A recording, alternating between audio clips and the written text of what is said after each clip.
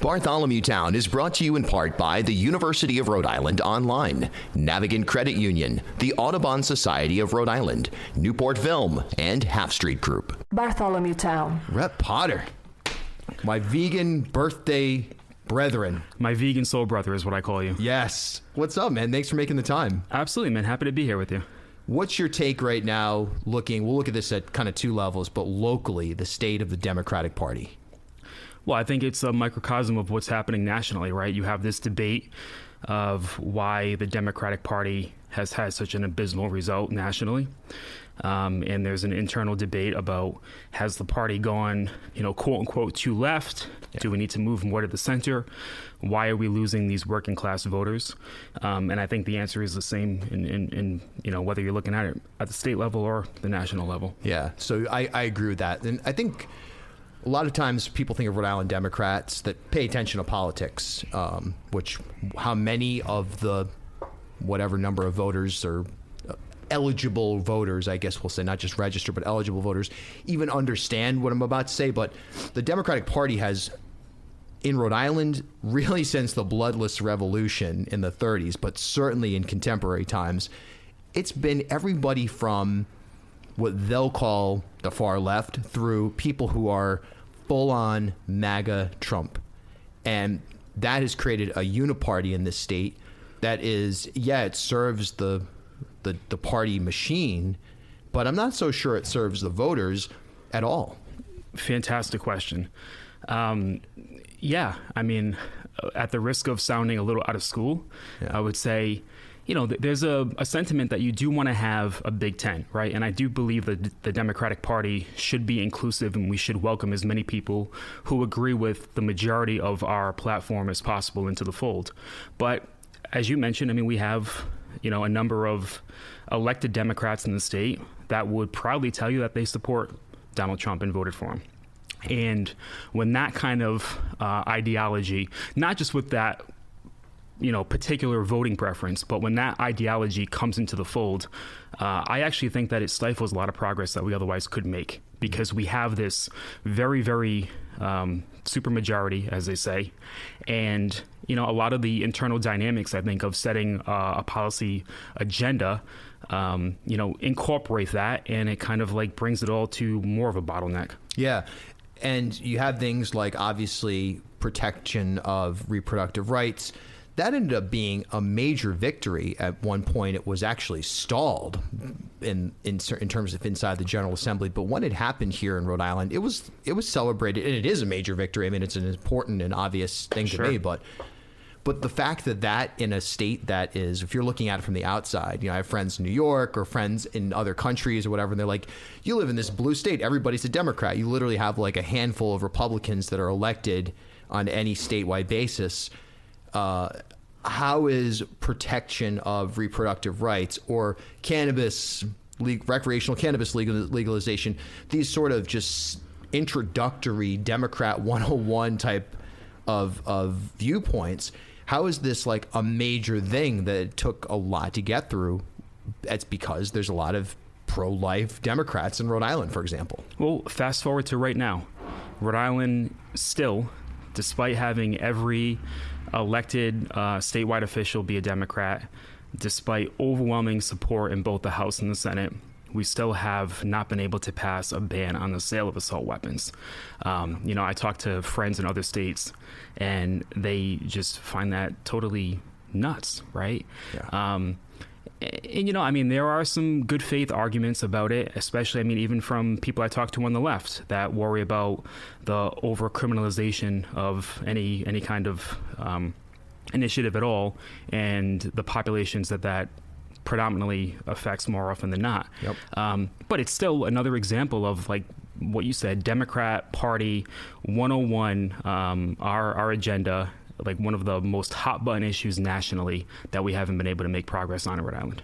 And then you have the oversight piece as well. Look, I think we're spending a lot of time, well, obviously we're spending a lot of time on the Washington Bridge. I've certainly spent not too much time, it's a big story, but more time than when you think about the fact that how many Rhode Islanders are hungry, for example, or how many are unsheltered, or at the level of education people are getting. Like, those are actually long-term issues. But there is a fair question about, well, what oversight are we actually providing into the management of government when you have a Washington Bridge situation develop? And yes, there was an oversight, a joint oversight committee hearing, Senate and House, months and months ago. But for the most part, it's kind of just been, we'll see what happens. And you have Republicans calling for oversight hearings. I'm not sure what teeth those oversight hearings would even have, but you don't have a check and balance in the state that is natural in a 2 or 3 or 5 party system. At least to me, it seems like party-wise, politics-wise, it hasn't been a major issue. It will be in the primary for governor, but it'll be pinned on an individual when really it's a system problem. Yeah, and I mean, to bring it back to what you started talking about with housing and education and healthcare and all of the social issues that, I believe that we should be focusing on and allocating more money and better systems to. Those things are not removed from something like the Washington Bridge, right? I had this conversation a lot on the doors this campaign cycle. And, despite whatever money that we might get from the Fed, I mean, we'll see what that comes down to now with the new administration there. This is still going to take a lot of money out of general revenue to repair something that, for lack of a better word, people don't want to say this word out loud, but it's corruption, right? Yeah. Something to that degree, a failure of that level does not happen without a certain degree of corruption in the system itself. And things like that are not victimless crimes. Of course, we're all burdened by the traffic situation, right? It's been devastating to many small businesses, right? I'm a student at Roger Williams Law School. I'm in my 3rd year. I travel over that bridge. I mean, it's stressful for people, right? On a day-to-day basis. But, aside from just that, I mean, what we're going to need to do to fix that situation and rebuild the bridge is money that we desperately need for things like housing and healthcare and education. And, I think it's important that when we have that kind of conversation, it's not put into 2 different silos, because it ultimately all goes back to the same root cause. Yeah, really interesting perspective. And it's something that hasn't been, and I'm worried won't come up in 2026. I feel like we're already seeing the writing on the wall where it's going to be, all right, opponents A and B in a Democratic primary. Well, look what happened to the Washington Bridge under McKee, instead of saying, look what happened to the state of Rhode Island under, you can make the argument, democratically ruled, but that's what Republicans will argue. But sure, take away the party and just say, take a look at the system we've got right now and where we're at, and the consequences of it are we're not able to, as you say, take those major steps in a state of our size that should be able to focus in and say, hey, let's reinvent ourselves from an education standpoint, from a social service standpoint, a bread and butter issue standpoint. Instead, we're spending money, time, and energy focused on the bridge, but specifically, the whodunit aspect of, it was McKee, it was Alviti, it was Raimondo, well, maybe it was Cardi Corporate, whatever it is. That's the kind of easy dunk. The challenge is to take that step back and say, geez, how did we get here? I think the even bigger challenge is to not just look at these things and talk about them in a way where it's only for political opportunism, right? You mentioned this will come up in the Democratic primary, right? Some of this blame, I think, it's good faith to put on Governor McKee, on Governor Raimondo, on Director Alviti, but it shouldn't just be done for political posturing, right? And it shouldn't just come up in campaign season. And I think if anything we can learn from this past election cycle is that voters are nuanced, right? And they're smarter than I think a lot of politicians give them credit for. And I think collectively, there's a sentiment across the entire country, and certainly in Rhode Island, where people just want to take a deep breath and go, okay, talk to me straight, right? I don't want to just hear about the issue and see the finger get pointed at somebody, right? I mean, there's certain people in this world that, they can't wait to, hang anybody out to dry, right? They just flock to it. But for the most part, I think people are good-natured and they're good-hearted, and they want accountability, and they're not asking for a whole hell of a lot. But when you see something to that magnitude at that scale fail like that, it should be concerning to a lot of people. And I think what it really calls for is just a very pragmatic and objective, clear-eyed approach to figuring out how this happened, why it happened, what safeguards we put in place so it never happens again. And, it's another opportunity to reflect on how do we make government work better for people. That's such an important question. Bernie Sanders has put forth, I don't know if it's a tease, but he's hinting at maybe a third. Well, we have more than two political parties, but a new political party that might. Yeah. It's tough, man.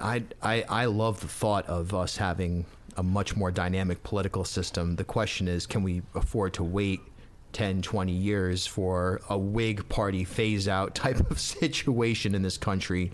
Or do we have to work within the party? You've done a great job of working within the Democratic Party, sticking to the issues. You get attacked. You get, you have to deal with the general elections that other reps don't because of that courage, quite frankly. But also, thank you. The system works here. You're not trying to, you know how to get things done as well, or at least have that intention, I believe. Do you think that the party statewide and nationally can continue to function with more people like you that have maybe a different viewpoint than the corporate aspect of the party? Do you think you can push those corporate people to a more, I don't want to say left because that's not the correct way to put it, but a more populist viewpoint? Well, I think we have to, and I don't know if we have to push the corporate people to our side per se, but we have to push the Democratic Party to its core values, right?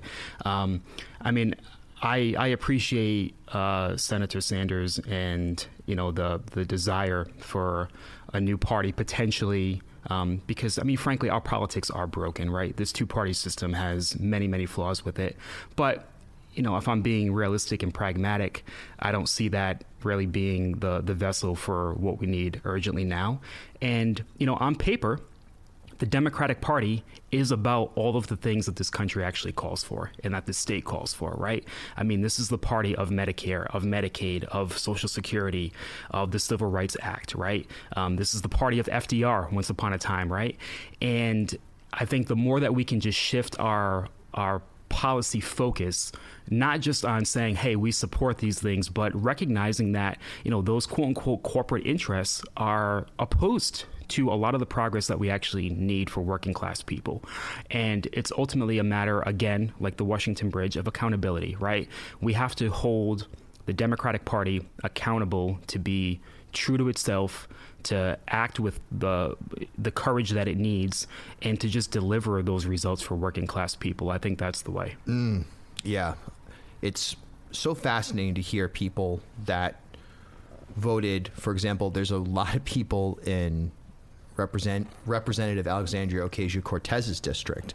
In fact, I'm going to be launching a project in New York coming up in January. We're going to be doing essentially the Bartholomew town of New York City, coordinating with some people. But we were I'm giving away stories here. Who cares, though, I guess, But we were talking about, let's interview people that voted, because there are a lot of them out there that voted AOC and Trump. Yep.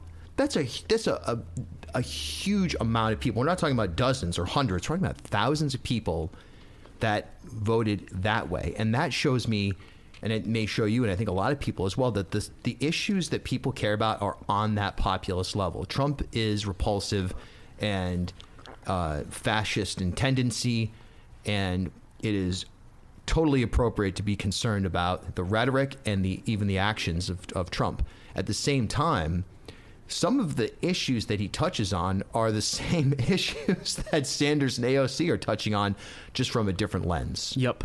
The key term there, in my opinion, is touching on, right? One thing about Donald Trump is very rarely, if ever, will you hear him offer a policy solution, right?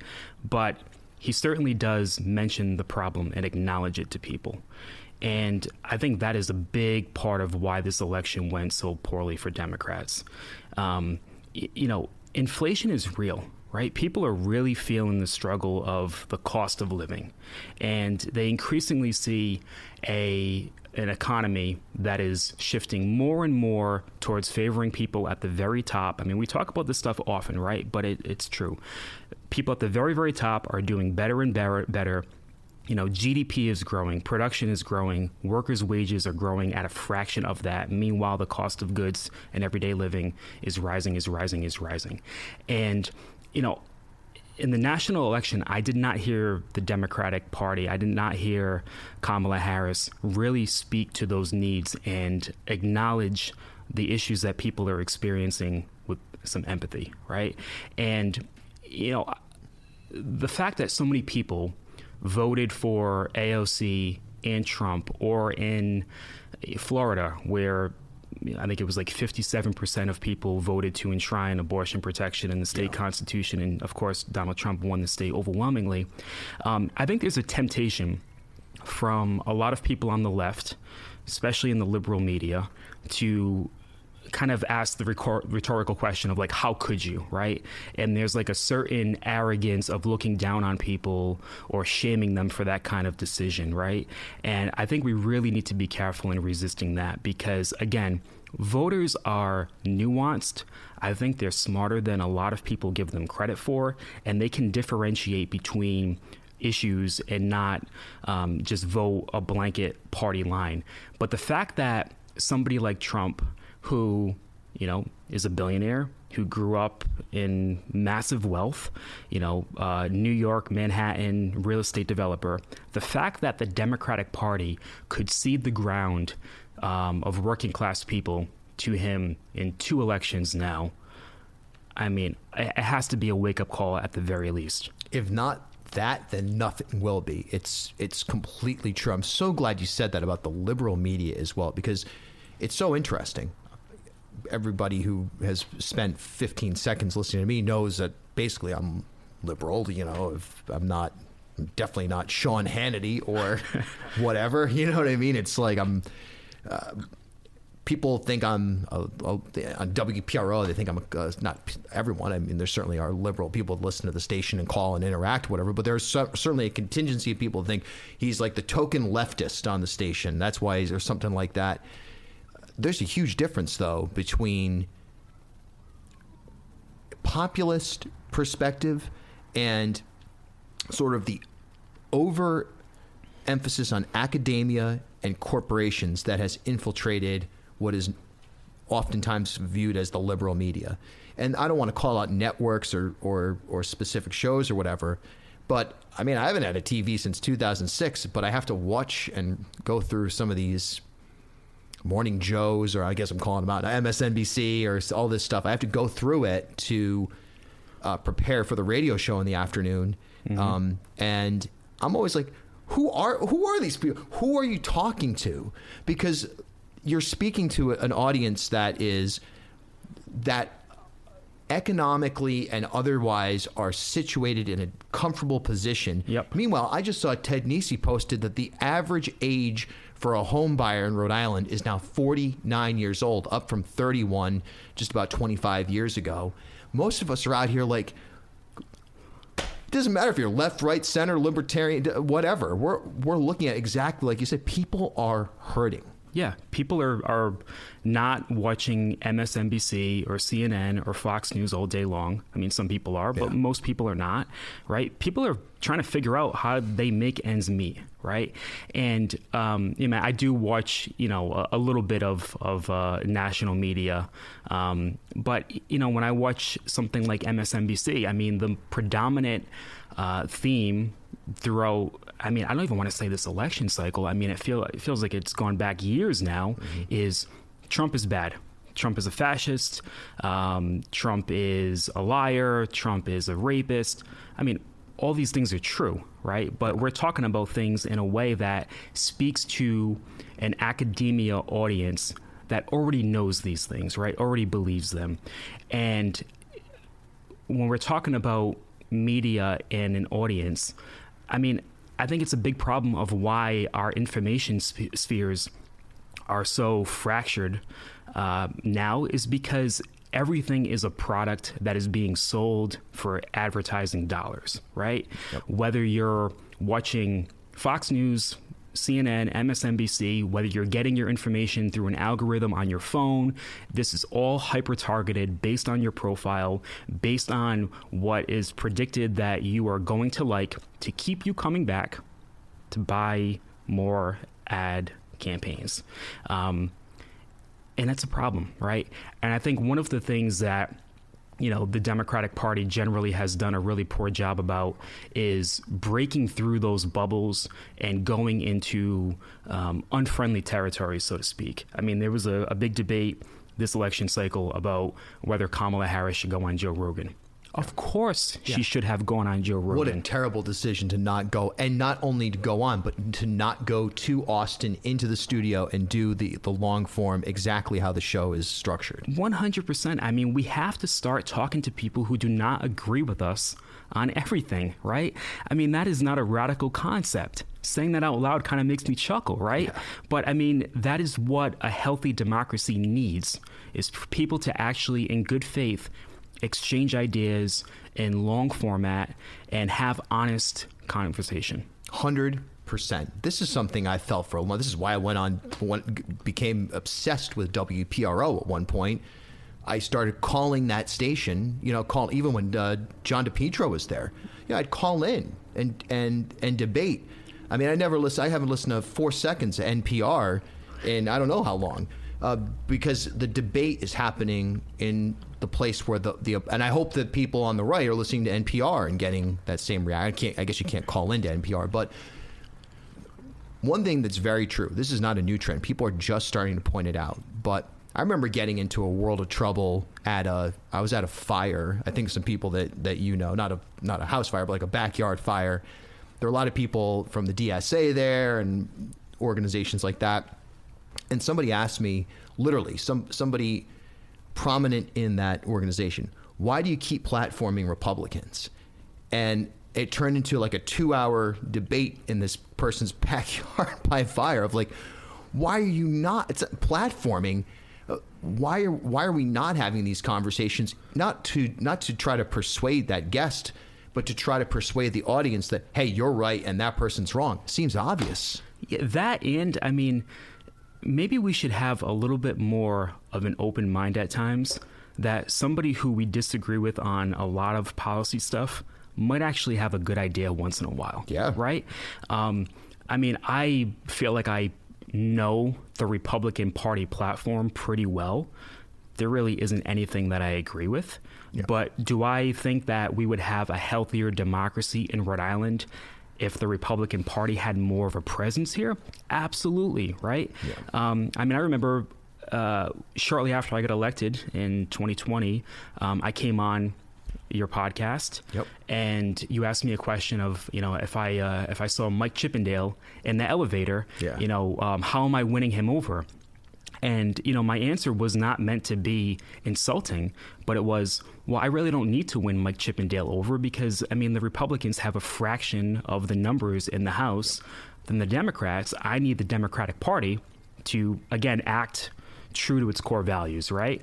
But, I've gotten to know Leader Chippendale. I've gotten to know a number of my Republican colleagues. They have good ideas, right? I don't agree with them on everything. I don't agree with them on most stuff. But having an open dialogue and being collaborative on how to actually address urgent needs of Rhode Islanders, I think that's the duty of anybody who's in elected office. And if you really want to, maintain your position with good faith and best serve your constituents, that's something that you should have. Yeah, I completely 100% agree. I mean, perfect example with Chippendale would be the forestry stuff that he's worked on with Megan Cotter.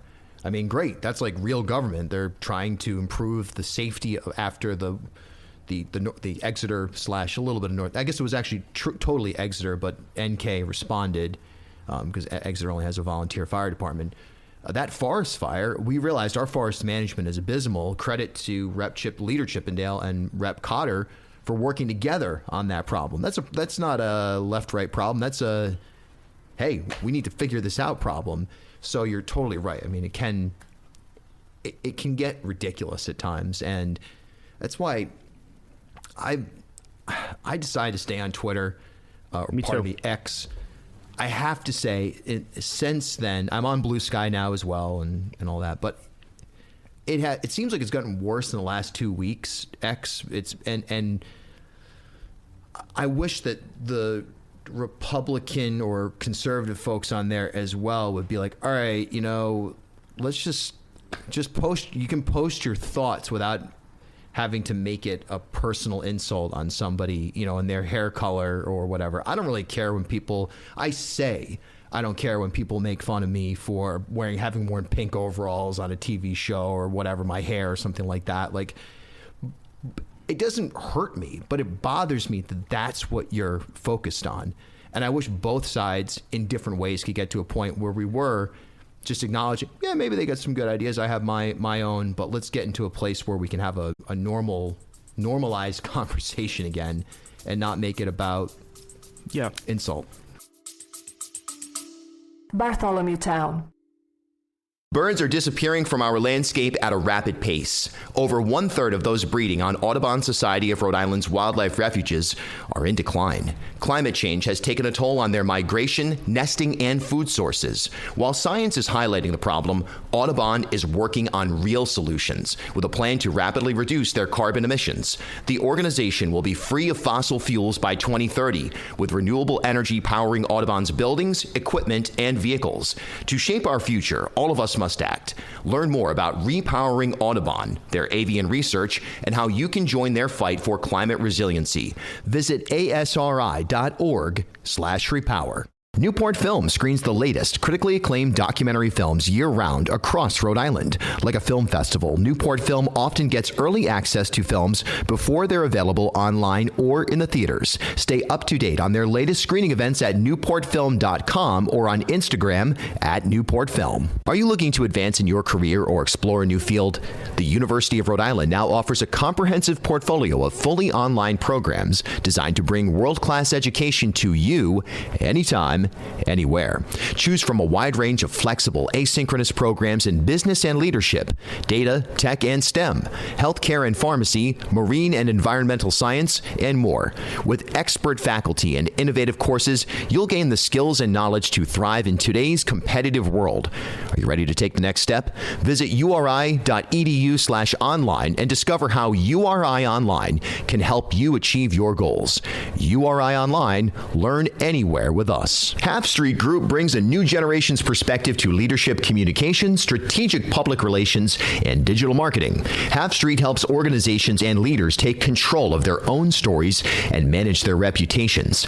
They get results for their clients by focusing on audience, message, and culture, and by leveraging their decade-long relationship with media and opinion leaders in the Ocean State and throughout New England. Join me and Half Street Group founder and president Mike Rea for a conversation every month about news of the day, the hottest media analysis, and a look behind the scenes at how impactful leaders drive conversations. Learn more at halfstreetgroup.com. As Rhode Island's first ever member-owned credit union, Navigant Credit Union has been a staple in the local business community for more than 108 years. Today, Navigant is a $3.4 billion institution serving more than 136,000 members across 25 physical branch locations. But since its founding in 1915, the mission has never changed. Navigant Credit Union's team of financial professionals have remained committed to improving the financial well-being of the families, businesses, and communities they serve across Rhode Island. Learn more at navigantcu.org. And I think that, the vitriol is different, right? If I'm being totally fair and objective, I can't say in good faith that the vitriol from the left compares to the vitriol on the right. Absolutely. It feels way more personalized, cruel, demeaning. We have a president-elect who's called people like you and I vermin, right, and scum and things like that. And for without assigning the positive attribute of the word, it's leadership. So people are seeing that and they're following that, and it's very unfortunate. At the same time, there has been, a lot of vitriol from the left, especially towards Trump voters, right? I had a conversation recently where, we talked about again, the liberal media and how, I mean, even me, I've been guilty of it too at times. I've fallen into, the collective narrative, but we've branded everybody who's voted for Trump as a racist or as somebody who supports all of the awful things that Trump is, right? And I don't think that we can do that, right? I mean, we're talking about 70 million people. These are not just people that we don't know, right? These are neighbors, family, friends. And, one of the more common things that I've heard people talk about is family dinners and holidays and how you don't speak to a cousin or an uncle or somebody anymore because of this, right? And I think that only emboldens Trumpism. I think the best way that we can counter that is by just having some empathy for one another and being decent people, talking to one another with love and understanding. And we can have our policy disagreements, but when people, resort to that kind of vitriol, I mean, the fact of the matter is most of the time it's something that they're dealing with themselves, right? It's not about the person that they're directing it at.